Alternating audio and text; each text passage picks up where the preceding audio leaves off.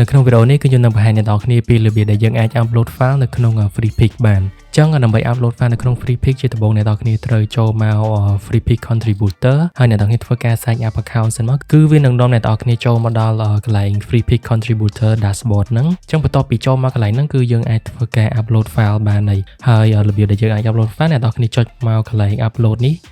ប៊ូតុង upload file ហ្នឹងបន្ទាប់មកគឺវានឹងបង្ហាញពី technical requirement សម្រាប់ file ទាំងអស់អញ្ចឹងប្រភេទ file ដែលយើងអាច upload ចូលបានមានដូចជា vector ដែលជា file EPS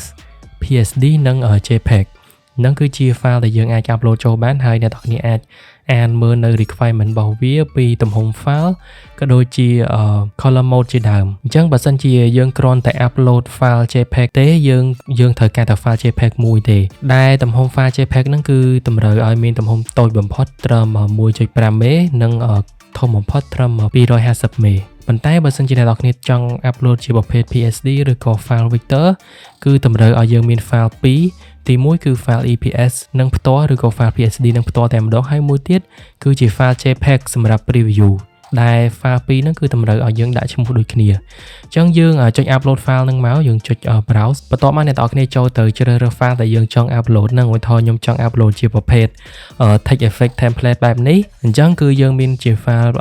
.psd មួយជាមួយនឹង file preview មួយដែលជា file JPEG ហើយ file 2ហ្នឹងគឺយើងដាក់ឈ្មោះវាឲ្យដូចគ្នាមកអ្នកនរគ្នាបែបហ្នឹងបន្ទាប់មកយើង select ទាំងពីរ file ហ្នឹង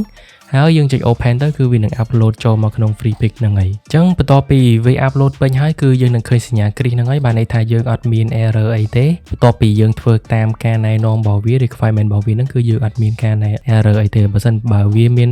error អីគឺវានឹងប្រាប់យើងហើយយើងទៅធ្វើការ fix តាមវាទៅគឺយើងអាច upload មកម្ដងទៀតហ្នឹងគឺវាអត់ error ទេអ្នកនរគ្នាអញ្ចឹងបន្ទាប់ពីយើង upload ហើយបើសិនជាអ្នកនរគ្នាមាន file ច្រើនជាងហ្នឹងអ្នកនរគ្នាអាច upload ចូលមកទាំងអស់មកក៏បានដែរប៉ុន្តែដោយសារតែនៅក្នុងវីដេអូនេះខ្ញុំឧទាហរណ៍តែមួយ file ហ្នឹងទេអញ្ចឹងយើងចុច C upload file យកតែម្ដងទៅគឺវានឹងនាំយើងយកមកដល់កន្លែងនេះអញ្ចឹងពេលដែលវាចូលមកដល់កន្លែងនេះគឺវានឹង merge file ដែលមានឈ្មោះដូចគ្នាហ្នឹង file preview និង file PSD ហ្នឹងមកជា file តែមួយឲ្យយើងហើ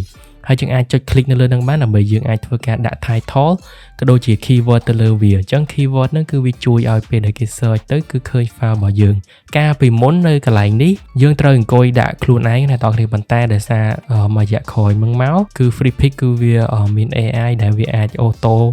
ចាប់ detect ដឹងថារូបហ្នឹងគឺវាចង់បង្ហាញពីអីអញ្ចឹងគឺវាដាក់ title ឲ្យយើងក៏ដូចជា keyword ឲ្យយើងbind ដោយ auto តែម្ដងអញ្ចឹងយើងអត់ចាំបាច់ទៅអង្គុយទៅសេរកនៅ title ឬក៏រកនៅ keyword អីទេប៉ុន្តែបើសិនជាយើងចង់ដាក់ title ផ្សេងអ្នកនរគ្នាអាចធ្វើការកែបានដូចគ្នានៅកន្លែងនេះហើយចង់ដាក់ keyword អីបន្ថែមក៏អាចដាក់បាននៅកន្លែងហ្នឹងគ្រាន់តែថាវាស្រួលនៅពេលដែលយើង upload ចូលមកគឺវាមាន title មាន keyword ឲ្យយើងស្រាប់តែម្ដងអញ្ចឹងសម្រាប់កន្លែង create with AI នេះបើសិនជារូបហ្នឹងគឺយើងបង្កើតដោយប្រើ AI គឺយើងចុច check វាមកហើយយើងដាក់ base model ឬក៏ prompt អីហ្នឹងទៅតាមហ្នឹងទៅប៉ុន្តែដោយសារតែអានេះខ្ញុំធ្វើនៅក្នុង Photoshop ខ្ញុំមកធ្វើដោយ AI ទេអញ្ចឹងយើងអត់ចាំបាច់ check វាទេនៅក្នុងករណីអ្នកនរគ្នាផុសរូបដែល generate ដោយ AI កន្លែងហ្នឹងអ្នកនរគ្នា check វាមកអញ្ចឹងកន្លែងហ្នឹងគឺអត់មានអីច្រើនទេអ្នកនរគ្នាគឺយើងគ្រាន់តែដាក់ title ឬក៏ដាក់ keyword ហ្នឹងទៅគឺបានហើយអញ្ចឹងបន្ទាប់មកអ្នកនរគ្នាគ្រាន់តែចុច submit file ទៅគឺវានឹងធ្វើការ submit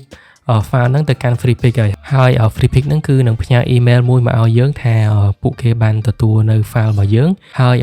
រងចាំសម្រាប់ review អញ្ចឹងនៅកន្លែង dashboard យើង file ហ្នឹងគឺវានឹងមកកន្លែង under revision នេះដែលកំពុងរងចាំខាង FreePic គាត់ review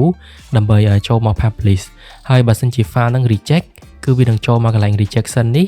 ដូចខ្ញុំមាន file មួយនេះដែលវាបាន reject អញ្ចឹងបើសិនជាវា reject គឺវានឹង load មកកន្លែងនេះហើយបើសិនជាវា approve គឺវានឹង load មកកន្លែង publish ហ្នឹងហើយelement របស់អ្នកនរគ្នាហ្នឹងគឺនឹងដាក់នៅក្នុង FreePic account របស់អ្នកនរគ្នាដែលអាចឲ្យគេ download បានអញ្ចឹងនេះគឺជាវិធីដែលយើងអាច upload file ហើយមានច្រើនប្រភេទ file មែនតើដែលយើងអាច upload ចូលមកបានអ្នកនរគ្នា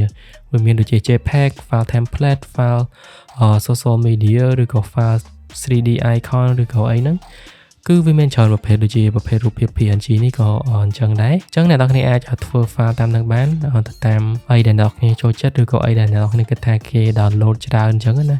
នេះ account របស់ខ្ញុំអត់សូវដែរ upload ចូលមកទេខ្ញុំទុកចោលយូរវិញខ្ញុំទើបតែ ចាប់ផ្ដើម upload ចូលមកវិញ